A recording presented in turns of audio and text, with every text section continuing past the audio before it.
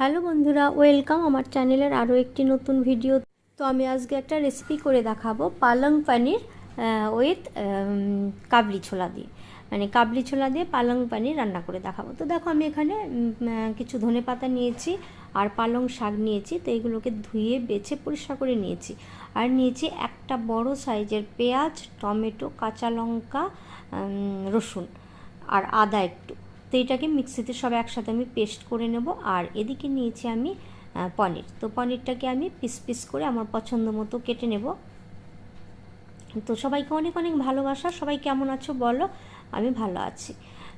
তো দেখো এটা কিন্তু খুব সুন্দর একটা রেসিপি, রুটি পরোটার সাথে কিন্তু খুব ভালো যাবে। তো ডিনারের জন্য কিন্তু খুব পারফেক্ট একটা রেসিপি। তো পুরো ভিডিওটাই তোমরা দেখতে থাকো, কেউ স্কিপ করো না, তাহলে তোমরা বুঝতে পারবে না। আর যে যেখান থেকে ভিডিওটা দেখছো প্রত্যেককে আমার অনেক অনেক প্রাণ ভরা ভালোবাসা। তো যারা নতুন ভিউয়ার্স আমার চ্যানেলে ভিজিট করছো তাদেরকেও আমার ওয়েলকাম, অনেক অনেক প্রাণ ভরা ভালোবাসা। আর প্লিজ আমার চ্যানেলটাকে সাবস্ক্রাইব করে আমার চ্যানেলের পাশে থেকো আর বেল নোটিফিকেশানটাকে অন করে রেখো, তাহলে নোটিফিকেশান পেয়ে যাবে। দেখো আমি পনিরগুলোকে কেটে নিয়েছি আর এখানে একটু নুন দিয়ে, সামান্য নুন দিয়ে মেখে নিয়েছি। আর দেখো আমার পেস্টটা কিন্তু রেডি। তো দেখো আমি এখানে কাবলি ছোলাটাকে আগের দিন রাত্রে ভিজিয়ে সিটি মেরে রেখেছি। তো এবার একটা কড়াই চাপিয়ে দিয়েছি আর এর মধ্যে দিয়ে দিলাম আমি সাদা তেল। তো আজকের প্রিপারেশনটা আমি সাদা তেলেই করব। তো পরিমাণ মতো আমি এখানে তেল দিয়ে দিয়েছি। তো প্রথমে আমি এই পনিরগুলোকে হালকা করে ভেজে নেব। তো খুব বেশি ভাজবো না, পনির হালকা ভাজবো, বেশি ভাজলে কিন্তু পনির শক্ত হয়ে যায়। তো এটা আমার একান্তই ব্যক্তিগত রেসিপি, কারণ পালং পনির তো সবাই খেয়েছো বা সবাই জানো, কিন্তু আমি এর সাথে অ্যাড করেছি কাবলি ছোলা। তো দেখো পনিরগুলোকে খুব হালকা করে আমি উল্টে দিলাম যাতে ভেঙে না যায়।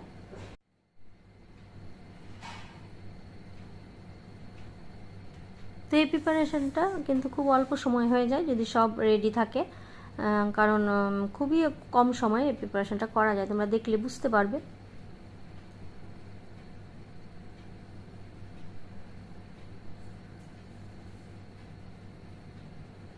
তো দেখো পনিরগুলো কিন্তু ভাজা হয়ে যাচ্ছে আর আমি এবার এটাকে পনিরগুলোকে তুলে নেব।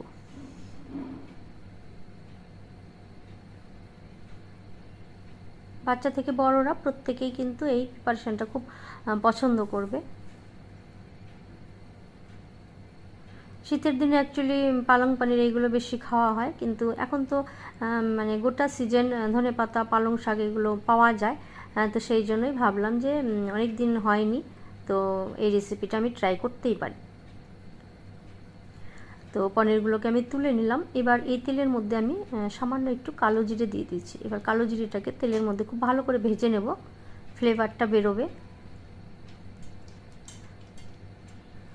আর এবার আমি সেই যে পেস্টটা করে রেখেছিলাম, তো সেটাকে আমি দিয়ে দিলাম তেলের মধ্যে। তো দিয়ে খুব ভালো করে কষাতে থাকবো আমি, তেল না ছাড়া পর্যন্ত আমি এটাকে কষাতে থাকবো। এর মধ্যে দিয়ে দিলাম পরিমাণ মতো আমি নুন, হলুদের গুঁড়ো,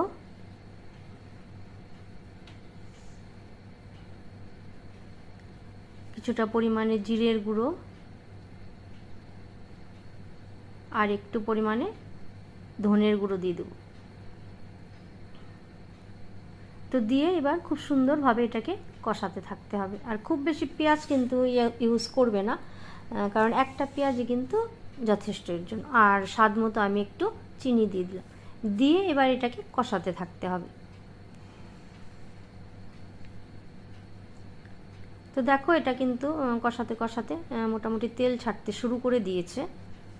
আর পনিরগুলো দেখো ঠিক এইরকমভাবে ভেজে নিতে হবে।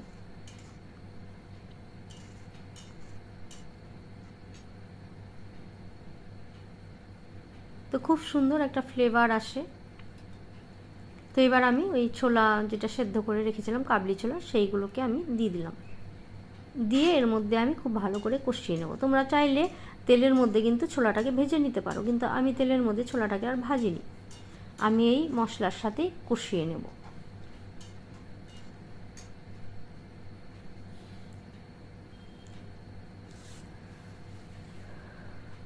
তো এবার কটা কাঁচা লঙ্কা দিয়ে দিলাম, আমি পেস্ট করেছিলাম সেখানেও কিন্তু 3-4টে কাঁচা লঙ্কা দিয়েছিলাম।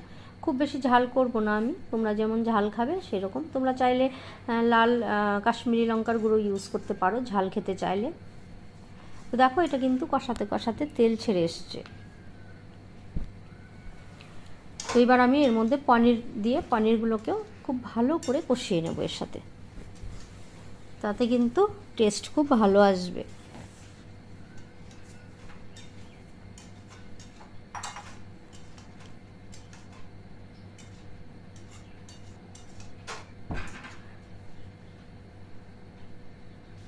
তো দেখো এটা খুব ভালো করে কিন্তু আমার কষানো হয়ে গেছে।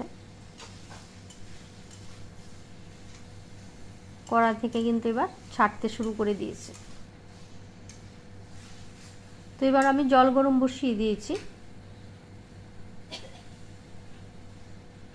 তো গরম করে রাখা জল আমি এর মধ্যে দিয়ে দিলাম, পরিমাণ মতো দেবে, তোমরা যেরকম রাখবে, কারণ রুটি পরোটার সাথে এটা খুব ঝোল ঝোল থাকবে না, শুকনো শুকনোই থাকবে।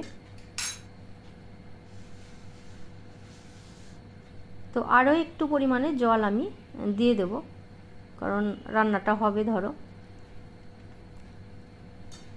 তো এই পরিমাণ মতো আমি জল দিয়ে এবার এটাকে রান্না করতে থাকবো। তো অলরেডি সব কুকড হয়েই আছে, জাস্ট কিছু সময়ের জন্য আমি একটু এটাকে রান্না করব।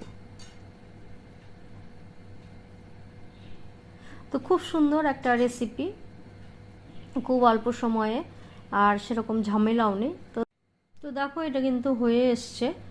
তো আমি এবার গ্যাসটাকে বন্ধ করে দিলাম, আর কিছু সময়ের জন্য এটাকে একটু সময়ের জন্য আমি ঢাকা দিয়ে রাখবো।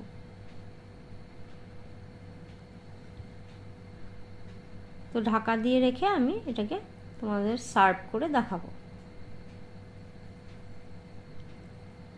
তো দেখো ঢাকা দিয়ে রাখার পর এটার কালারটা আরও সুন্দর চলে এসছে, আর খুব সুন্দর হয়েছে দেখো, আর ফ্লেভারটাও কিন্তু অসাধারণ ধনেপাতা আর পালং শাকের। তো এটা নিরামিষ করতে চাইলেও করতে পারবে তোমরা, পেঁয়াজ রসুন বাদ দিয়ে নিরামিষের দিনে।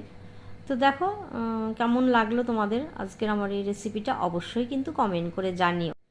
আর যদি ভালো লাগে আমার রেসিপিটা, তাহলে তোমার বন্ধুদের সাথে আর ফ্যামিলি মেম্বারসদের সাথে শেয়ার করতে পারো, তাহলে আমার ভিডিওটা কিন্তু অনেক দূর পর্যন্ত পৌঁছতে পারে। আর যারা এখনও ভিডিওটা দেখতে দেখতে লাইক দাওনি, প্লিজ একটা লাইক করে দাও, তোমাদের এক একটা লাইক আমাদের জন্য অনেক অনেক মূল্যবান। তো কেউ কিন্তু কমেন্ট করতে ভুলো না, তোমাদের কমেন্ট পেলে খুব খুশি হই, আর তোমাদের এত ভালো ভালো কমেন্ট পড়তে আমার খুব ভালো লাগে। তো যাই হোক, আজ আসি, সবাইকে আমার অনেক অনেক প্রাণ ভরা ভালোবাসা। সবাই খুব ভালো থাকবে, আর লাইক করে আমার ভিডিওটাকে এগিয়ে নিতে সাহায্য করবে। তো আজ আসি, সবাই খুব ভালো থেকো, টাটা।